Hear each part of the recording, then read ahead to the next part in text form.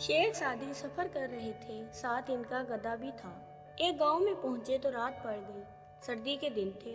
रात बसर करने का ठिकाना तलाश करने लगे। गांव वालों में से कोई भी ठिकाना देने पर रजामंद ना हुआ। आखिर एक घर का दरवाजा खटखटाया।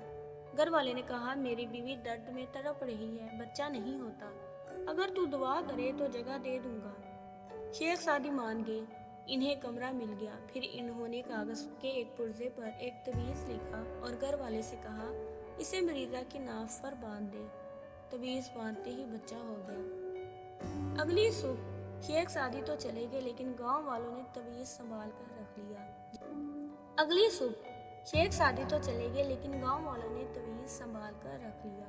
जब भी किसी गांव वाले को जिचगी की तकलीफ होती तो वो वही तवीज़ ले जाकर बांध देते, तकलीफ दूर हो जाती।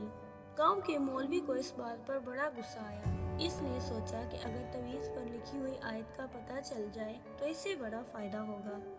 मौलवी ने झूठ मूठ का बहाना तराशा और तवीज़ मांग कर ले गया। इसे खोला तो लिखा हुआ था, या अल्लाह, मैं और मेरा गधा अब आराम से हैं, ठिकाना मिल गया है, बाकी तू जाने और तेरा काम जाने।